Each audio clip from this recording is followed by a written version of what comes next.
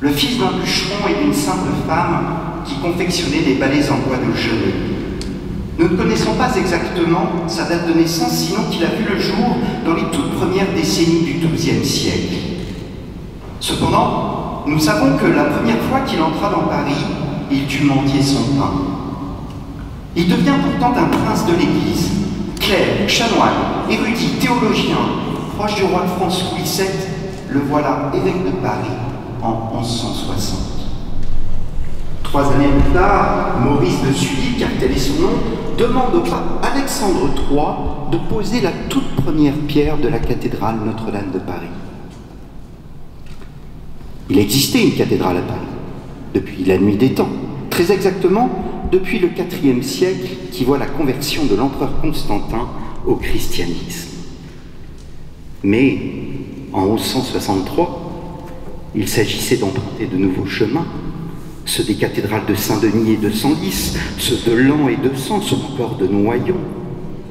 Mais Maurice de Sully souhaitait que sa cathédrale soit la plus haute, la plus large, la plus fine, simplement la plus belle. Celle qui sera aussi intimement liée au roi de France. Nous vous proposons ce soir un voyage historique et musical à travers les siècles. Un voyage mêlant la foi et la politique, la crosse et le sceptre, l'Église et l'État. En effet, Notre-Dame n'est pas un lieu de culte. Elle n'appartient pas uniquement aux catholiques, elle est aussi intimement liée à l'histoire d'une nation, la France. Elle a vu la naissance d'une identité autour de Philippe le Bel et de ses états généraux en 1302. Elle a vu aussi la réhabilitation de Jeanne d'Arc et sous ses voûtes gothiques, elle a accueilli le bon roi Henri IV et elle a été le témoin du feu de Louis XIII. Napoléon y a été couronné et le général de Gaulle y a célébré la libération de Paris. Enfin, ce soir funeste du 15 avril 2019, au-delà des frontières religieuses, au-delà des frontières politiques et sociales, le cœur des Français et même du monde a battu.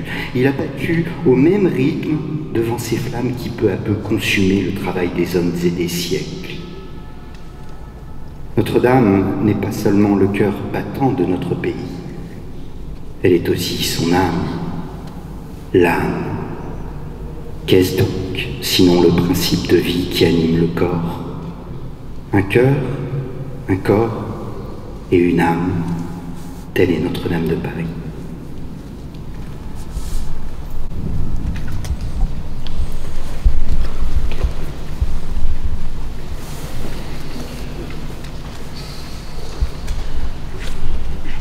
Oh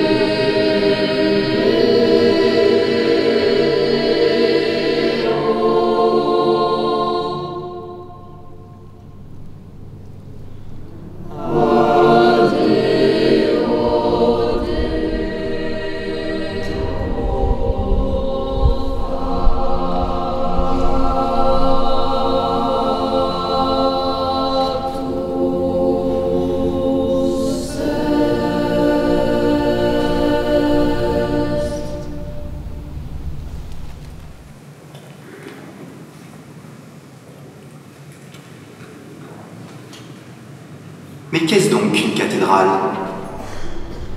Longtemps, nous avons cru que les cathédrales étaient comme des livres ouverts, que ces statues, ces chapiteaux, ces tympans, ces vitraux racontaient l'histoire sainte à l'ensemble des fidèles. N'est-ce pas le pape Grégoire le Grand au VIe siècle qui écrivait « Les images doivent être placées dans les églises afin que ceux qui ne savent pas les lettres lisent toutefois en regardant sur les parois ceux qui ne peuvent pas lire dans les livres ». Les églises et les cathédrales seraient ainsi des Bibles pour illettrés. Dans les faits, il n'en est rien. La présence des images et des figures de Pierre n'avait pas pour objectif de s'adresser aux fidèles, mais bien à Dieu.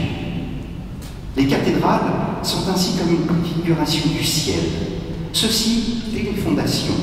À Paris, quand Alexandre III pose la première pierre de l'édifice en 1163, il répond à un rituel. Cette pierre n'est pas comme les autres. Elle est gravée d'une croix. Elle est gravée d'une croix pour rappeler le sacrifice du Christ. Le pape, alors, désigne l'emplacement du centre de l'édifice, c'est-à-dire l'autel où sera célébrée la messe.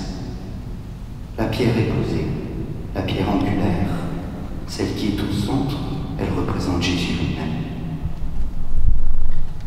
Pour les catholiques, et selon les mots du premier apôtre, Jésus est la pierre vivante que les hommes ont éliminée mais que Dieu a choisie parce qu'il en connaît la valeur. C'est bien autour de cette pierre, de cet autel que se construit la cathédrale. La cathédrale a été bâtie par l'effort et le génie des hommes pour accueillir un petit morceau de pain dont les chrétiens pensent que c'est le Christ fait chair. Toute cette beauté architecturale, toute cette beauté sculpturale pour une petite hostie blanche. Avec tous ces personnages, toutes ces lumières, ces piliers et ces tours tournés vers le ciel, elle est comme un véritable théâtre divin, la maison Dieu, la Jérusalem céleste. Chaque cathédrale libère sa propre énergie, tout y est agencé afin que les sens y soient mis en action. Non, on n'entre pas dans une cathédrale pour comprendre, pas seulement. On entre dans une cathédrale avant de suivre le Christ présent sur l'autel, qui est bien au centre de l'édifice. Dans une cathédrale, la foi est comme une évidence, une certitude. Le doute, alors, s'efface.